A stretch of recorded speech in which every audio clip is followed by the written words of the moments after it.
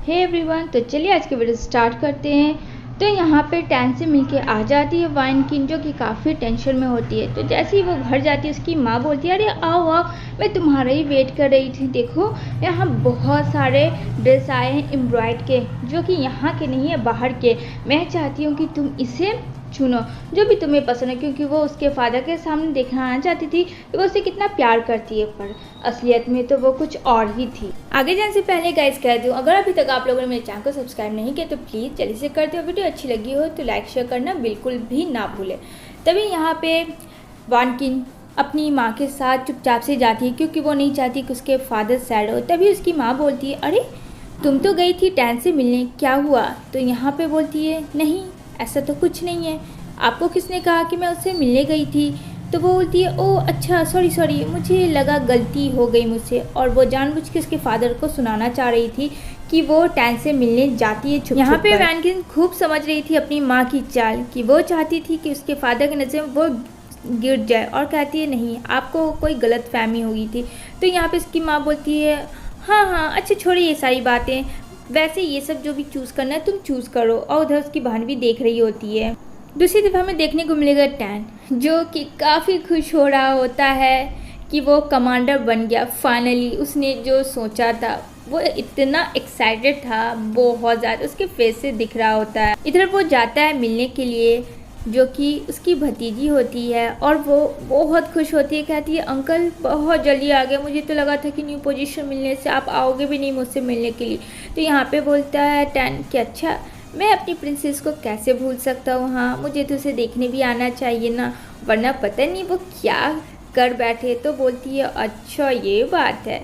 इधर देखने को मिलेगा आता है मिलने के लिए टैन से, और टैन बोलता है एक्ट्रेस को कि जाओ तुम यहाँ से, यानी गू को। तो यहाँ पे बोलती क्यों, मेरे रह के कोई बात नहीं हो सकती? तो कहता नहीं, अभी जाओ, बाद में तुम आना। इधर टैन और जू दोनों आपस में लड़ रहे होते हैं, यानी बात कर रहे होते हैं। तो यहाँ पे बोलता है कि तुम्हें थोड़े तमीज़ से बात करना चाहिए, तुम्हें नहीं लगता जू? क्योंकि जानता हूँ तुम कमांडर हो, मैं अभी उस मुकाम में नहीं पहुँचा हूँ, लेकिन मेरा भी भाई रुतबा है, मैं भी एक कमांडर हूँ। थोड़ा सा तो मुझ पे रहम कर लो, थोड़ा सा तो मुझे वैल्यू दे दो।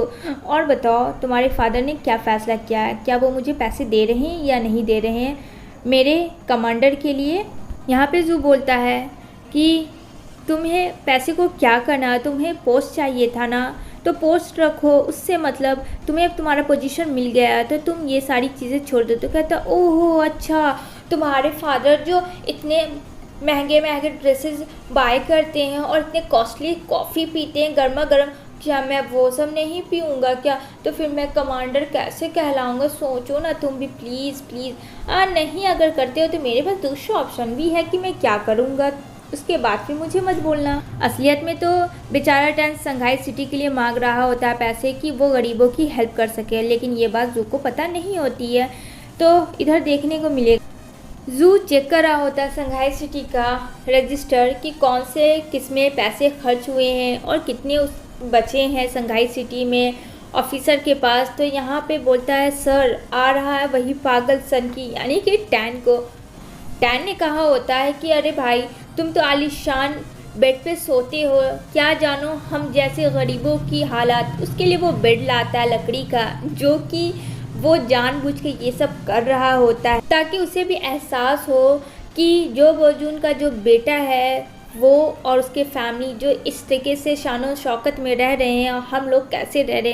तो यहाँ पे जू ये बात कुछ भी नहीं बोलता, क्योंकि जू तो वैसे अच्छा होता ही है। तो यहाँ पे कहता है अरे वाह, बहुत जल्दी तुम ले आए मेरा बेड। तो कहता अरे हाँ सर, आपको उसकी ज़रूरत है, आप भी तो सोइए, मैं देखना चाहता हूँ कि आपको उस पर कितनी अच्छी नींद आती है। वो उसकी टांग खींच रहा होता है जू की, लेकिन जू खामोशी से उसकी बातें सुन रहा होता है। इधर टैन मिलने आता है वूयू से, जो कि उसकी बचपन की फ्रेंड है, और यहाँ पे बोलता है कि बोलो क्या बात है? तो यहाँ पे बोलता है कि तुम एक्ट्रेस बन गई हो तो क्या समझती हो खुद को? तो यहाँ पे बोलती है क्या तुम मुझे ऐसे बोलोगे? हाँ पता है ना एक्ट्रेस किसने बनाया, जानबूझ के ऐसी बातें। तो यहाँ पे बोलता है टन अच्छा बाबा माफ़ भी कर, वैसे तुम आज बहुत ज़्यादा प्रीटी लग रही हो, क्या बात है, इतने सारे मेकअप करके तो कोई भी एक्टर्स बन जाएगा। यहाँ टैन भी टांग खींचता है। तो यहाँ पे उसके साथ जो रहता है टैंक का ऑफिसर, वो बोलता है सर इसकी हेयर स्टाइल कितनी अच्छी है। तो कहता है अच्छा तुम्हारा भी मैं कर दूँ क्या। दूसरी तरफ देखने को मिलेगा वैन किन अपनी भाई को याद कर रही होती है वो एक रूम में। तभी वहाँ पे आ जाती है मूव वांटिंग और कहती है क्या हुआ, तुम क्या ढूंढ रही हो। तो यहाँ पे बोलती है वन कंटिन कि हाँ मुझे पता है तुम जो ढूंढ रही वो मेरे पास है। तो यहाँ पे बोलती है वैन किन जाओ यहाँ से, मेरा दिमाग मत ख़राब करो। वो चली जाती है ढूंढने के लिए कुछ, लेकिन जो चीज़ ढूंढ रही होती है वो होती है मूव आंटिंग के पास और बोलती है क्या तुम इसे ही ढूंढ रही हो, मुझे तो ऐसा लग रहा है। तो यहाँ पे बोलती है वैन किन छोड़ो इसे, तुम्हारी हिम्मत कैसे उसे छूने की। तो वो जानबूझ के एक लॉकेट को फेंक देती है और ये चीज़ देख के वैन किन काफ़ी सैड हो जाती है और वो जो नेकलेस होता है वो 2 टुकड़ों में बट जाता है, यानी कि टूट जाता है। और यहाँ पे मूव वांटिंग को बहुत राहत मिलती है कि वो जो चाहिए उसने वो रख। तभी यहाँ पे वैन किन को काफ़ी गुस्सा आता है और कहता है आज जो तुमने कर दिया सो कर दिया, आइंदा से अगर तुमने कोशिश भी की मेरी चीज़ों को छूने की या मेरे रूम में आने के लिए तो तुम्हें पता मुझसे बुरा कोई नहीं होगा। और वो उसे कहती है मेरे रूम से अभी के अभी बाहर निकलो। वो उस पर बहुत ज़्यादा गुस्सा करती है और बहुत ज़्यादा चिल्लाती है क्योंकि उसके भाई की वो नेकलेस थी जो कि टूट चुकी थी। वो बेचारी एक एक चीज़ करके अपनी भाई की मेमोरी याद करती है, उसे सोचती है कि उसके भाई को किसने मारा, लेकिन यहाँ तो उल्टा ही था। इधर देखने को मिलेगा गंदी बच्ची जो कि काफ़ी डरी होती है जिसके पेरेंट्स मर जाते हैं। तभी वहाँ पे कमांडर आता है जो कि टैन है, वो उसके पास आता है। वही दोनों बड़े हो चुके हैं, यानी टैन और गू जो कि एक्ट्रेस है, दोनों बेस्ट फ्रेंड है। और यहाँ पे उसे कुछ खाने की चीज़ें याद आ जाती है तो दोनों लोग मस्ती में खा रहे होते हैं। इधर वैन किन आ जाती ज्वेलरी शॉप में कि ये लॉकेट क्या जुड़ सकता है वापस। तो वहाँ पे शॉपकीपर बोलता है हाँ हो सकता है, पर इसके लिए मुझे 200 सिल्वर डॉलर्स देने होंगे, जो कि बेचारी वैन किन के पास नहीं थे। तो वैन किन कुछ ज्वेलरी अपनी माँ की दे देती है कि ये लीजिए इससे शायद हो जाए। तो वो कहता है ये सब फेक है, इससे उतने पैसे नहीं आएंगे, इससे 10 ही डॉलर हो सकते हैं। ये सारी चीज़ें सुन रहा होता है टैन छुपकर। तभी टैन उसके पास आता है, कहता है कि क्या बात है और कितने पैसे हुए। तो यहाँ पे बोलता है शॉपकीपर $200 सिल्वर वाले। तो कहता अच्छा ठीक है मैं देता हूँ, आप इसके ज्वेलरी वापस कर दो। और वो ज्वेलरी अपने पास रख लेता है, यानी टैन। वैन किन बोलती है तुम्हें क्या ज़रूरत थी मेरी चीज़ों में पाले पड़ने की, मेरी जो ज्वेलरी है वो वापस करो। तो कहता है ठीक है पहले मेरे $20 वापस करो उसके बाद मैं दूंगा। तो यहाँ पे वो बहुत ज़्यादा गुस्सा करके जा रही होती है। तो बोलता है टैन सोच लो, अगर तुम नहीं ली वापस तो मुझे मेरे पैसे चाहिए, नहीं तो समझो मैं तुम्हारा क्या करूँगा। उसे ना चाह कर भी उसकी बात माननी पड़ती है क्योंकि उसके पास ऑप्शन नहीं थी, उसके पास इतने सारे पैसे ही नहीं थे कि वो दे पाए और अपने माँ की ज्वेलरी टैन से वापस ले पाए। और टैन तो कभी देने वालों में से था नहीं। तभी बोलता है चलो मेरे साथ, मुझे भूख लगी है। तो यहाँ पे दोनों लोग खाना खा रहे होते हैं। तो यहाँ पे बोलता है टैन अब बताओ बात क्या है। तो यहाँ पे बोलती है मुझे नहीं बताना, अपने काम से मतलब रखो।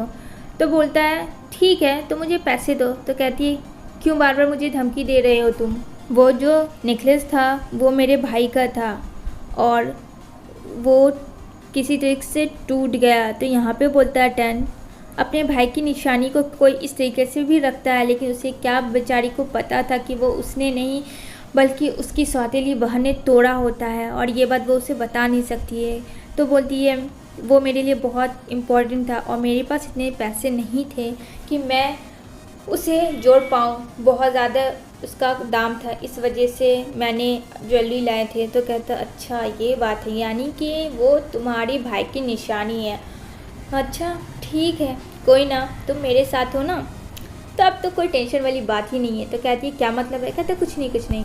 इधर देखने को मिलेगा टैन नौटंकी करता काफ़ी ड्रिंक पी के आता है जू के पास और यहाँ पे बोलता है ओहो क्या ये ऑफिस है, ऐसा ऑफिस भी होता है क्या। तो कहता है कैसा ये ऑफिस है, मैं क्या करूँ इसका, बोलो भी कुछ जू, कुछ अच्छा बना दो इस ऑफिस को जहाँ मैं आराम से सो तो पाऊँ। जू उसकी बातों को सुन रहा होता है। दूसरी तरफ टैन और गू आती है मिलने के लिए और यहाँ पे बोलता है सॉरी सर, कल रात के लिए मैं आपसे माफ़ी चाहता हूँ, जो मैंने ड्रिंक के हालात में आपको उल्टा सीधा बोला, और यहाँ पे बोलता है गु को जाओ जाओ तुम ऊपर जाओ मिलने के लिए। यहाँ पे देख रहा होता है जो ये सारी तमाशा, और यहाँ पे वो उसे हेलो करता है। तो यहाँ पे बोलता है बोलो कमांडर क्या बात है। तो कहता है बस मैं आपसे ही मिलने आया, आई एम सो सॉरी, मुझे माफ़ कर दो।